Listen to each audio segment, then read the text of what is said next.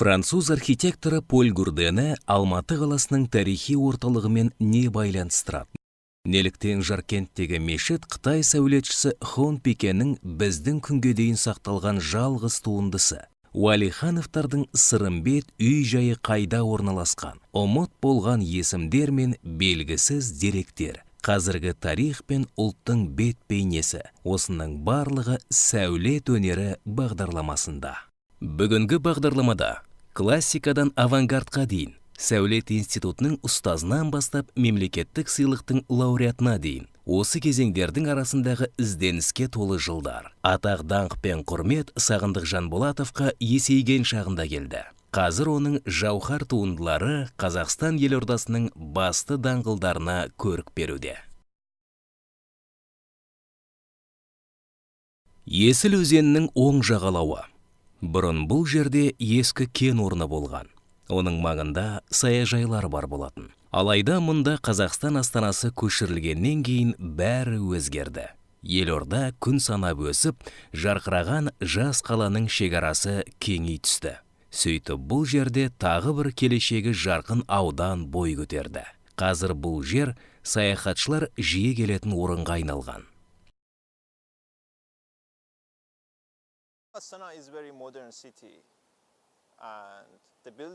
Астана өте заманауи қала. Қарасаң көзің тоймайды, көрікті.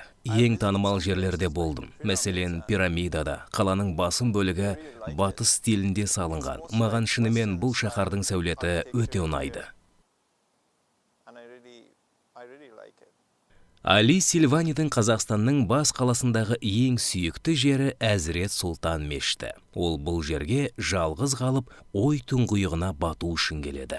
Және әр келген сайын сәулетшінің шеберлігіне таң қалады. Мұнда бәрі бүге шігесіне дейін ойластырылған. Мешіттің іші де, сырты да керемет.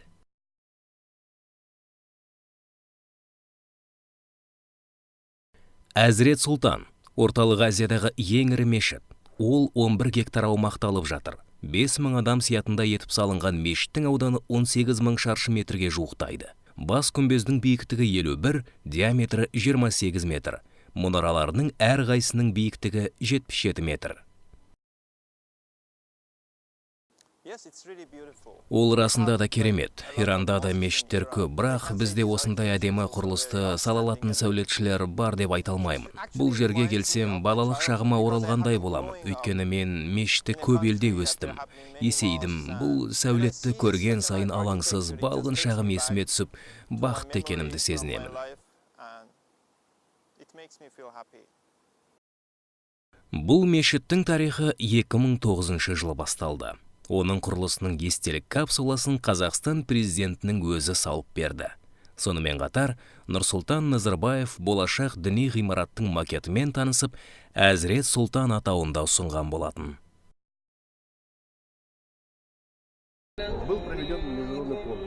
Үлкен халықаралық конкурс өткізілді. Оған американдықтар, малайзиялықтар, бір сөзбен айтқанда әлемнің барлық елінен сәулетшілер қатысты. Барлығы 54 жоба ұсынылды.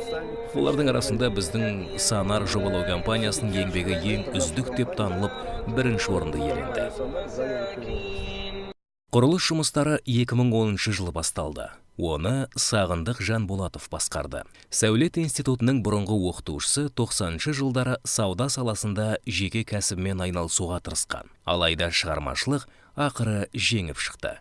Сондықтан көп ұзамай Сағындық Жанболатов өз жобаларын сайыстарға ұсына бастады. Сәулетші өзінің Әзірет Сұлтан мешітінің жобасын ұсынған кезде оның портфолиосында Қазақстанның әр түпкірінде бой көтерген бірнеше үлкен нысандар бар еді.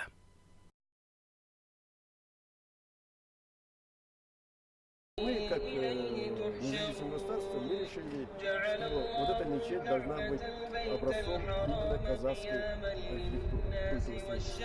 Для этого Тәуелсіз мемлекет болғандықтан, бұл мешіт қазақ сәулетінің жарқын үлгісі болу керек деп шештік. Ол үшін үлкен талдау жүргізілді. Ғылыми зерттеу жүргіздік десе де болады. Мешіт Тәж Махал сияқты аппақ болу керек деген байламға келдік.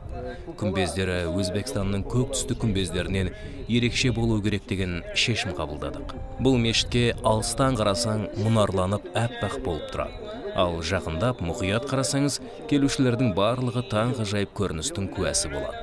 Мешітке жақындаған сайын өрнектер мен түстер айқын көріне бастайды. Бас кіреберістің жанында тұрғанда оның көп түсті екенін байқаймыз. Алайда бұл түстер өте жұмсақ. Появляются цвета, орнаменты. При близком расстоянии к главному порталу мы видим, что она многоцветная. Но цвет пастельных тонов, очень мягкий тон. Мешіттің құрылысы 3 жылға созылды. Оны тұрғызуға 1,5 мың адам жұмылдырылды. Жұмыс қысы-жазы жыл бойы жалғасты. Шығармашылық топ болса, үнемі ізденісте болып, жаңа материалдарға тапсырыс беріп жатты. Бұның барлығы мешітті тек функционалды етіп қана қоймай, келушілер үшін жайлы ету үшін қолға алынды. Обычные дни в пятницу приходят люди молиться, но бывает... Әдетте мешітке адамдар күнделікті немесе жұма күндері құлшылық етуге келеді. Алайда 12 айдың сұлтаны Рамазан айында бұл жерге келетін адамдардың саны күрт өседі. Олардың басым бөлігі мешітке сыймай жатады. Сондықтан ғимараттың алдында үлкен алаң салдық. Мұны әдейі адамдар жазды күні осында далада бола алатындай етіп жасадық. Тіпті көлік тұрағына да жайға салады. Ал қыста ше, бұл үшін қалыптасып қалған мешіт үлгісін сәл өзгерттік. Өйткені ол шағын бола тұра көп адамды сыйғызу керек еді. Шығыс елдерінің мешіттерінде кіреберістің алдында үлкен алаң болады. Мәселен, Нұр Астана мешітіндегідей. Онда жамағат жиналады. Ал біз бұл алаңды жабық етіп жасадық. Нәтижесінде осында ерекше мешіт пайда болды. Онда үлкен вестибюль бар. Оның аумағы негізгі залмен тең. Сондықтан қазір бұл мешітте бір мезетте 10 мыңнан астам адам сәждеге тұра алады. Дизайнер Есенғали Ахметов құрылыс аяқталуға шақ қалған кезде жұмысқа кірісті. Ол өзіне дейінгі маманның ұсынған керме төбесінен бас тартты. Оның орнына күмбездердің ішкі жағы алтынмен жалатылған және гипстен жапсырылып жасалған элементтермен сәнделді.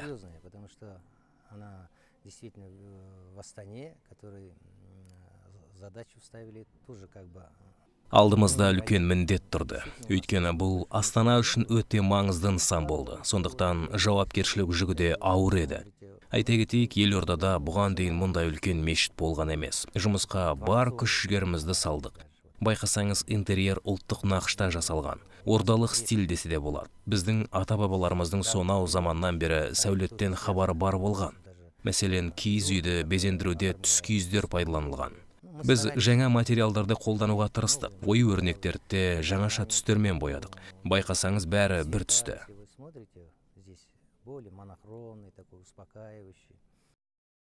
Сол кезде Есенғали Ахметовпен бірге еліміздің 250-ге жуық әйгілі дизайнерлері жұмыс істеді. Осы мешітіміздегі ою өрнектер 80% қазақы ою өрнектермен нақышталған. Орталық жалпы әлемдегі ең көркем, әсем мешіттердің 10 мешіттердің қатарына енген. Жалпы 3 қабаттан тұрады. 3-ші қабаты әйелдерге арналған намазхана. Біз қазір 2-ші қабатындамыз. Бұл үлкен орталық, үлкен зал, кіші залды екіге бөліп қарастырамыз. Астыңғы қабатта жалпы 500 кісіге арналған асханамыз. Сонымен қатар неке қиятын неке залымыз, 2-ші жақ бетінде семинар, конференция өткізетін арнайы үлкен зал бар. Мешіт өкілінің айтуынша, жоба авторы Сағындық Жанболатов келушілердің қауіпсіздігі мәселесін мұқият зерттеп ерекше мән берген. Өйткені құрылыс кезінде нысанда ірі өрт болған. Мамандардың пікірінше, тілсіз жау ғимараттың ішінде дәнекерлеу жұмыстары жүргізілген кезде тұтанған. Сол кезде бір құрылысшы қаза табады. Мұндай қайғылы оқиғаның қайталанбауы үшін сәулетші қосымша есіктер жасады. Өрт шыққан жағдайда адамдарды қауіпсіз жерге көшіру мәселесін ұзақ ойластырды. Себебі шығу жолдарын оқшаулау керек еді. 2-ші қабатта үлкен саты бар. Адамдар сол жерден шыға алады. Кіреберісте де көп есік жасадық. Яғни өрт бола қалған жағдайда олардың бәрін ашып, адамдарды тез шығаруға болады. Мешіттегілер Алланың үйіне күнделікті келетін адамның санын нақты айта алмайды. Олар бұл жерге тек құлшылық жасау үшін ғана емес, рухани азық алу үшін де келеді. Бұл президенттің қойған тағы бір міндеті. Елорданың орталық мешіті тек көркем сәулет нысаны ғана емес, бүгінде ол өз телестудиясы мен интернет порталы бар мәдени ағартушылық орталыққа айналған.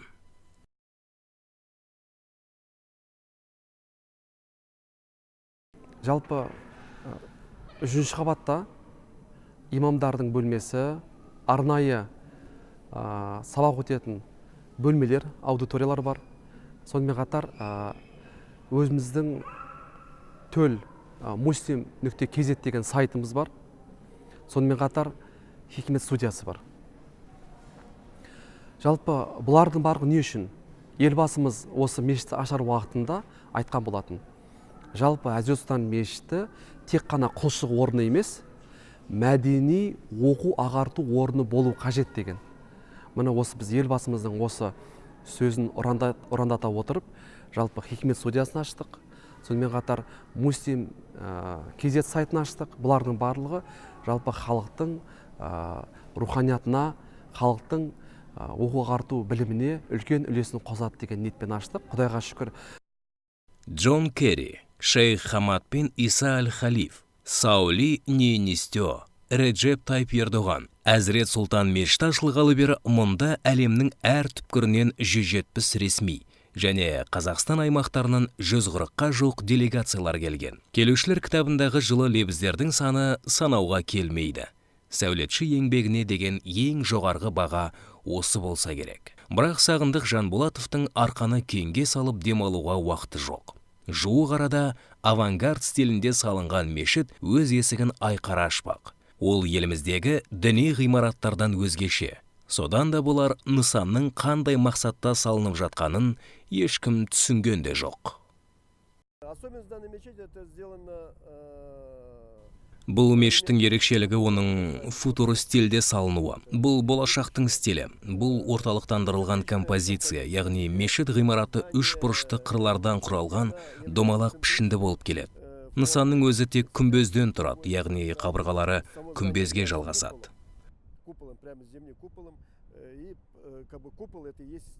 Сағындық Жанболатовтың айтуынша, мешіттің мұндай өзгеше конструкциясы діни қағидаларға қайшы келмейді. Сәулетші мұндай ғимараттар Францияда, Малайзия мен Германияда бар деп сендірді. Бірақ біздің мешіттің өзіндік ерекшелігі бар. Сағындық Жанболатов оның сыртқы қасбетін ұлттық элементтермен безендіру туралы шешім қабылдаған. Неліктен авангард стилін таңдағанымды айта кетейін. Мәселен, соңғы үлгідегі заманауи көліктердің, ұшақтардың пішіні сүйір болып келеді. Мұндай автомобильге отырған адам өзін өте жайлы сезінеді. Ғимаратта ыңғайлы, жайлы, ауасы да кең болуы керек. Мысалы, мына жерде күмбез немесе бұрышта шам қою керектігін ойлап қарастырдым. Авангардтық сәулет тың шешім қабылдауға итермелейді. Өмірге жаңаша қарауға мүмкіндік береді. Егер мен сізге үйіңізді авангард стилінде жасап берсем, алғашқы кезде үйренбегендіктен өзіңізді жайсыз сезінесіз. Ал егер мен сіздің психологияңызды зерттеп, өмірге деген көзқарасыңызды білсем, сіз менің шешіммен келісіп расында да ыңғайлы дейсіз. Менің ойымша, болашақта сәулет әр адамның талғамына қарай әрқилы болады.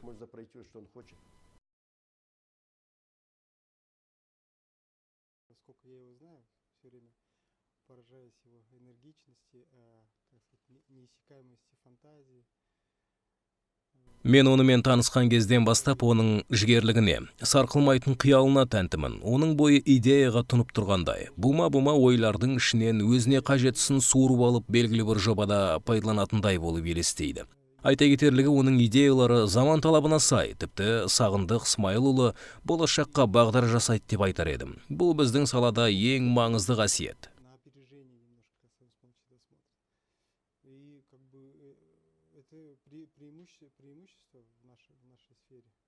Әріптестері Жанболатовтың жаңа жобаға жан тәнімен кірісіп кеткенін, қызығушылықпен бақылайтынын жасырмайды. Бір нәрсені есептеп, сәйкестендіріп жатқан сәулетші бір кезде археологиялық қазу жұмыстарына аттанып кетуі де әбден мүмкін. Өйткені оның ойынша тарихсыз болашақ жоқ. Советский период, да? Советский период. Кеңестік кезде мен тарихи мұраларды зерттедім. Үйімде үлкен кітапхана бар. Бір жобаны қолға алғанда ежелгі сәулеттен шабыттанамын. Оқыған, тоқығанымды еске түсірем. Алайда толығымен көшіріп алмаймын. Мен заманауи сәулет құрылыстарын жобалаймын. Ал болашақтың негізі футуристикалық сәулетте. Будущее зачем? Будущее за футуристической архитектурой.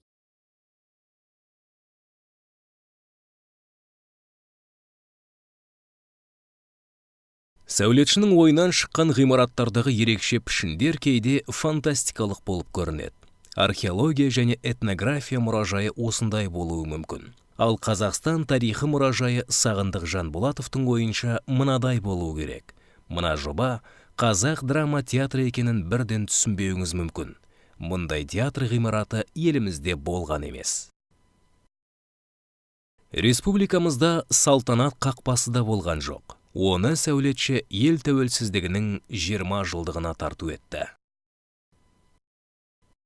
Сағындық Жанболатов конкурсқа 2 нұсқаны жіберген болатын. Алғашқысы классикалық стильде жасалса, екінші нұсқада ұлттық нақыш байқалып тұрды. Классикалық үлгі үздік деп танылып, құрылыс жұмыстары басталып кетті. Салтанат қақпасы классикалық стильде жасалған. Қазақша классика дер едім. Шығыс классикасы бұл арканың сүйір, ал еуропалық стиль доғал болуын қажет етеді. Егер қақпаның ең жоғары бөлігіне мұқият қарасақ, оның не шығыс, не батыс стиліне жатпайтынын көруге болады. Біз сәулетшілер арканың мұндай орташа түрін қазақша стильге жатқызамыз. Мәскеу, Курск, Санкт-Петербордағы салтанат қақпалары, Берлиндегі Бранденбург қақпасы, Париж, Барселона мен Бруклиндегі аркалар. Мұндай сәулет түрі белгілі бір қолбасшының мерейін үстем ету үшін немесе қандай да бір оқиғаны мәңгілікке есте қалдыру үшін салынған. Олардың құрылысы ондаған жылдар бойы жалғасқан. Мәселен, Париждегі салтанат қақпасы 30 жыл бойы салынған. Ал Астанада ол 3 айда салынып бітті. Ол қалаға кіре берісте, әуежайға барар жолда орналасқан. Яғни елорда қонақтары қалаға кірмей тұрып, ең алғаш осы салтанат қақпасын тамашалайды.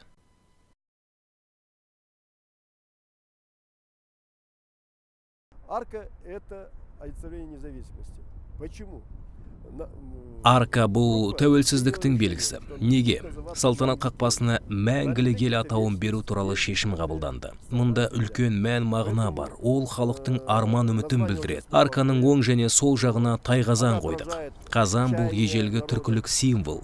Бір жағынан молшылықтың белгісі болса, екінші жағынан түркі сарбаздар жорыққа аттанған кезде қазанға жебелерін тастап, оларды ертіп, қаншалықты мықты екендерін көрсеткен. Сондықтан біз Түркістандағы тайқазанға ұқсас қазандар қою туралы шешім қабылдадық. Бір қызығы, оларды қойғанда тайқазан диаметрінің аркаға сәйкес келетіні анықталды. Егер дәл келмесе, кішірейтеміз деп ойлағанбыз. Алайда оң жақтағысы да, сол жақтағысы да тура түсті. Мұнда қазақтың ою өрнектері қолданылды. Арканың жоғарғы жағын күн мен Қазақстан туының элементтерімен безендірдік.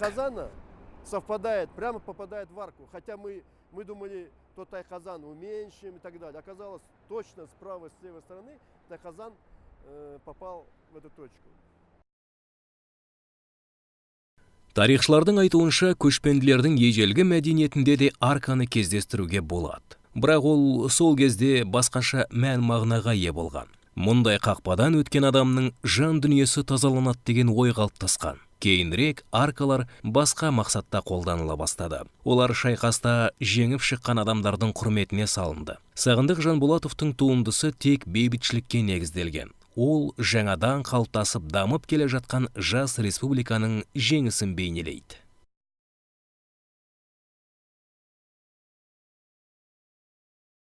Если в древности их создавали себя возвеличить, оставить след в истории, показать, какие достижения есть, то и, наверное, и сейчас несет такую смысловую нагрузку, чтобы Егер бұрынғы заманда аркалар тарихта ізін қалдырып, жетістіктерін паш ету мақсатымен салынса, қазір ол басқаша мәнге ие. Көптеген тарихи оқиғаларды көзімен көрмеген келешек ұрпаққа ой салу үшін жасалған. Біреуі ізденіп кітап оқыса, екіншісі бұл оқиғаға арналған сайттарда қарайды. Тағы біреуі өмірдің мәні жайлы ойланып, мүмкін өзін сол аркада бейнеленген билеуші батырмен салыстырып, ақсақал ата-бабалары есіне түсер. Және бұл нысанның тәрбиелік мәні де зор. Біріншіден, халық ел тізгінін ұстаған адамдар, президент туралы естелік. Балаларды тарихқа құрметпен қарауға баулу керек. Әуежайға кетіп бара жатқанда осы арка шығарып салып, қайта оралғанда күтіп алады. Алыстан көрінгеннен бастап, өз жерімде, елімдемін деген ой кеудемді кернейді. Как бы тебя провожает эта арка. И когда возвращаешься, радуешься, степь, земля своя и арка, и уже как сосредоточишься на одной мысли. Ты у себя на своей земле. Айта кетейік, арканы тек сыртынан ғана емес, ішінен де тамашалауға болады. Сәулетші оның ішіне кез келген адам кіре алатындай етіп жобалаған. Ол үшін жол асты өткелі арқылы түсу керек. Онда келушілерді кәсіби экскурсия жетекшісі күтіп алады. Биыл жазда Экспо 2017 халықаралық көрмесі кезінде мұнда жүздеген экскурсия бірінен соң бірі үзіліссіз өтіп жатты. Салтанат қақпасына барлығы 40 мың адам келген.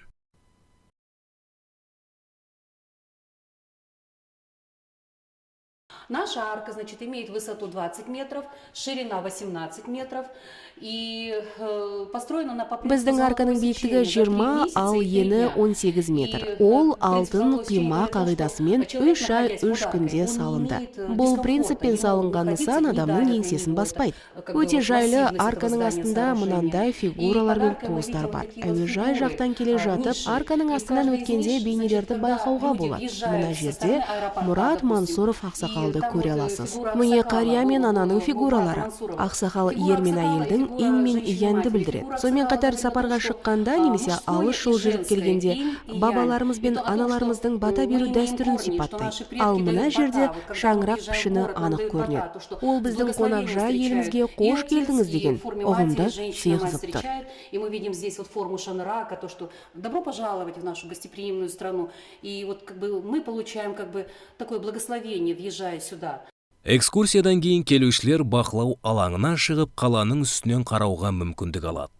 Мұнда әдемі ғимараттар мен жаңа тұрғын үй кешендері алақандағыдай көрінеді.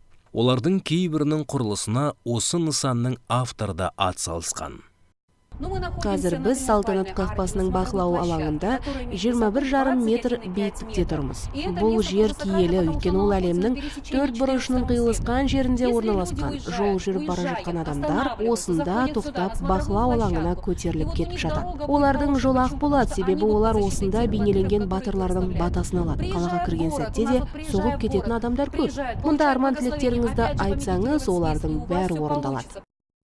Жобалар, сызбалар мен жаңа шығармашылық ізденістер. Мемлекеттік сыйлықтың лауреаты Сағындық Жанболатов қазір бірнеше жобаны қатар жасап жатыр. Сәулетшіге алғашқы жобаларын жасауға оның ұлы көмектескен. Шыңғыстың мамандығы заңгер. Қазір ол мемлекеттік қызметке ауысқан әкесінің компаниясын басқарып отыр. Күні кешеге дейін Сағындық Жанболатов елорданың сәулет және қала құрылысы басқармасының бас дизайнері қызметін атқарған болатын. Әрине, бұл ғимараттарға кәсіби тұрғыдан қарасам, өз ісінің мамандарынан құралған топтың қолынан шыққан туынды екенін сезінем. Бұл жұмыстарға әкемнің басшылық еткенін сезуде бір бақыт. Кеудемді мақтаныш кернейді. Әкемнің қолтаңбасы қалған нысандарға барғанда бұл үлкен еңбектің жемісі екенін түсінемін. Сәулетшінің немере қыздары да одан тәлім алуды армандайды. Сағындық Жанболатовтың өзі Тасмин есімді немересінен көп үміт күтетінін жасырмады. Бос уақытында жеткіншек дизайн мектебінен дәріс алады. Болашақта ол атасының жолын қууы әбден мүмкін. Мен бала күнімнен суретші болуды армандадым. Мәселен, кітаптарға иллюстрация салып, немесе киім тігуді ойлап жүрмін. Өйткені маған шығармашылықпен айналысқан өте ұнайды.